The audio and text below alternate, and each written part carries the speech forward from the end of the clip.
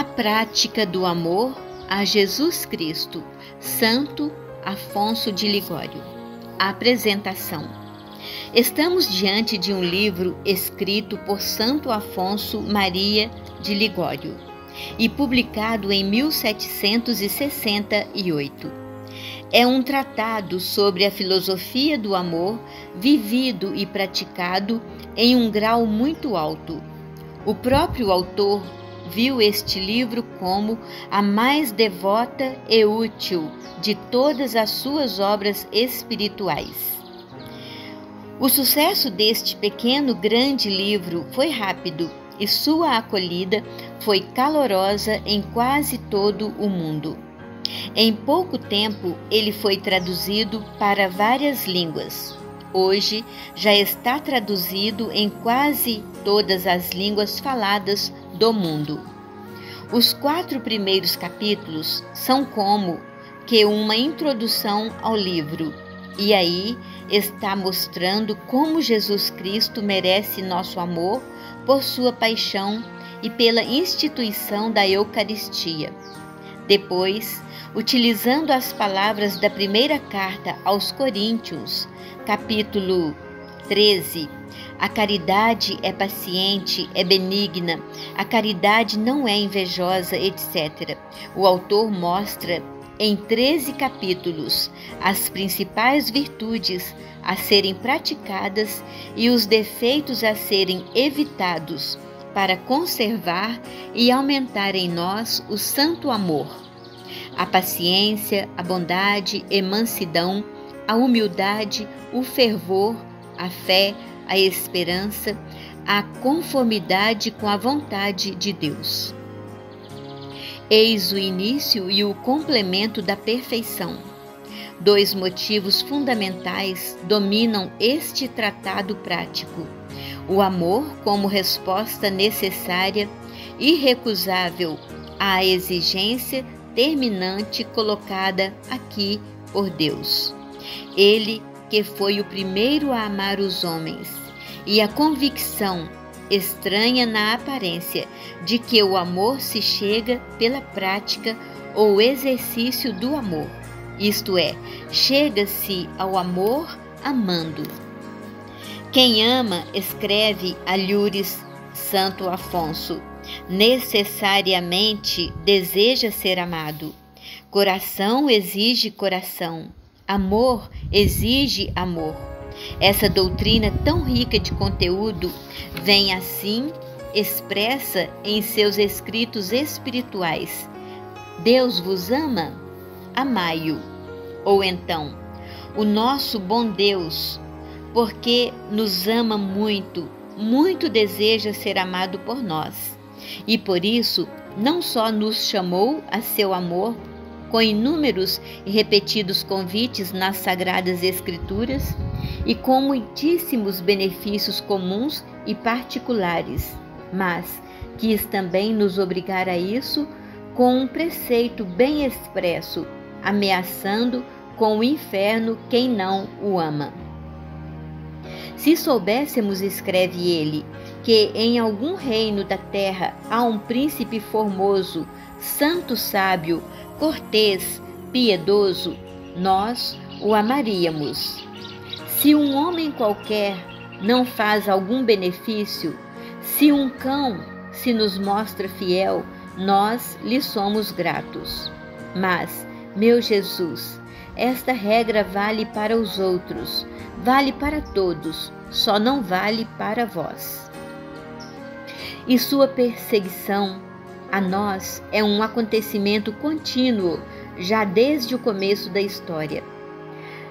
A criação é obra do amor.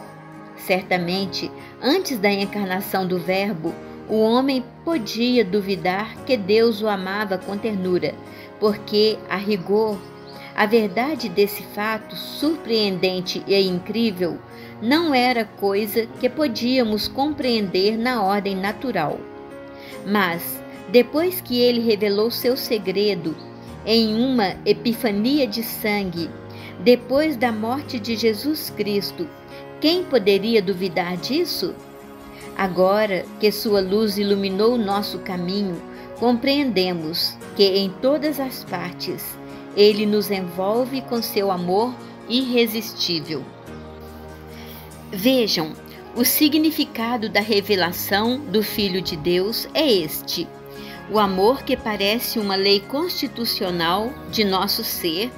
O amor de Deus na ordem da graça é um dom, algo que somente Ele nos pode dar, e sem Ele nós nem o podemos desejar.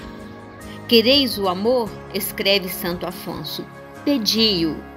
O Senhor é pródigo em distribuir seus dons, mas, sobretudo, é pródigo em dar o amor a quem o procura, porque este amor é o que Ele, mais do que tudo, exige de nós.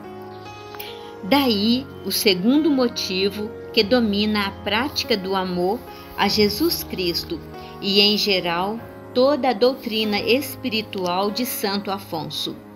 Pergunta-se, e não sem razão, como é possível incutir uma prática do amor?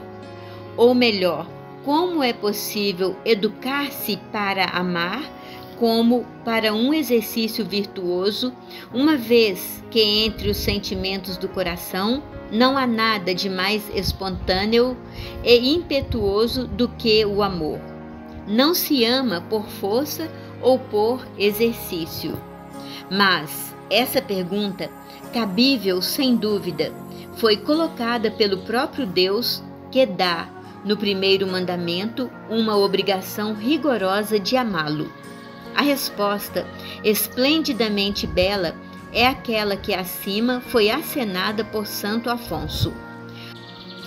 O amor, como sentimento humano, espontâneo, não se comanda, recebe-se quando o merecemos, mas o amor de Deus é graça, é virtude infusa, como dizem os teólogos, juntamente com a fé e a esperança, graça e, portanto, dom gratuito, que é também nova criação de nossa alma pelo batismo.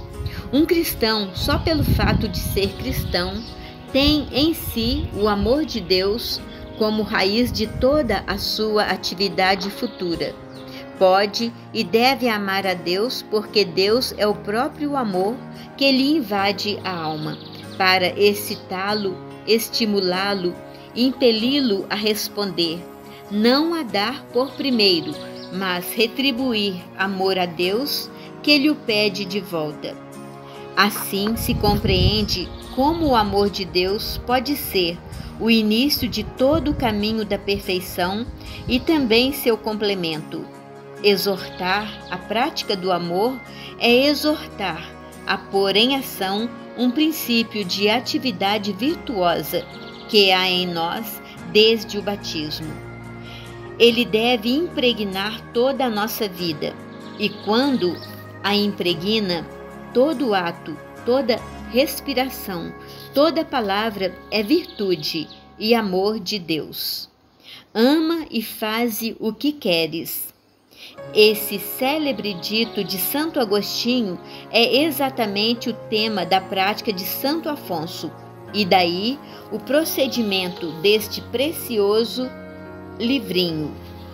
Quem ama a Jesus, ama todas as virtudes, isto é, ama exercitar-se nelas, ama a prática do amor, para purificar-se da escória do pecado e de toda a decadência espiritual, e depois elevar-se até chegar a amar a Deus com a pureza de uma vontade não mais natural e humana, porque unificada com a de Deus.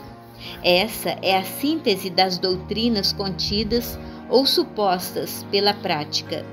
Por este pequeno livro que saturou aquele que teve fome e sede de heroísmo, tanto nos tempos em que viveu seu santo autor, como nos que vieram depois. Fará o mesmo, nós o esperamos, também hoje, a quantos tiverem a ventura de lê-lo, não simplesmente por lê-lo, mas por anseio de fazer-se santo.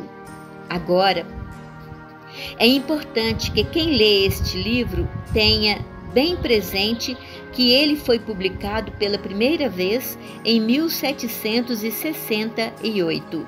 Por isso, certos conceitos expressos nele são daquele tempo, mas em nada ficam diminuídos o valor e a importância desta obra. Vamos perceber que certos conceitos cristológicos que nele aparecem não se ajustam com a cristologia de nosso tempo. Mas quem quiser estudar cristologia deverá buscar outros livros escritos nos tempos de hoje. Sem querer subestimar a ascese do tempo, é bom nos alertarmos para a evolução de certos conceitos a respeito das virtudes da humildade, da obediência, do amor ao sofrimento. Tudo isso sofre o condicionamento do tempo. Às vezes, fica na gente a impressão de que a humildade consiste em uma negação de si mesmo e de seus valores, em uma renúncia aos direitos e à dignidade da pessoa humana, em uma ocultação das próprias aptidões e qualidades. Além do exagero de linguagem e de conceito, o livro paga o tributo da ascese do tempo do autor. Também, quando fala da obediência, o autor não foge ao pensamento da época, obediência cega. Não se pensava ainda em uma obediência corresponsável, na necessidade de diálogo dentro da comunidade para se descobrir a vontade de Deus e assim obedecer conscientemente. Imaginem só, naquele tempo, a obediência a um superior era um critério infalível de que se estava fazendo a vontade de Deus. Até se buscava na obediência tranquilidade para aquilo que se fazia. Não ser capaz de fazer nada sem ser mandado, só para ter o mérito da obediência, era virtude. Hoje, o que é? Mas isso não diminui em nada o valor do livro. Há algumas referências ao amor, ao sofrimento, que deixam para alguns a impressão de masoquismo, mas isso não nos deve impressionar, sobretudo em um mundo que tanto sofre como é o nosso. O que se quer dizer é sobre a necessidade de se aprender a aceitar o sofrimento para se sofrer menos. Daí, porque este livro é para pessoas maduras, valentes e fortes na fé, que saibam discernir o que era próprio do tempo em que o livro foi escrito e como transformá-lo e atualizá-lo para nossos dias. Este livro é um desafio. O certo é que este livro é um livro de ouro. Padre Francisco Costa.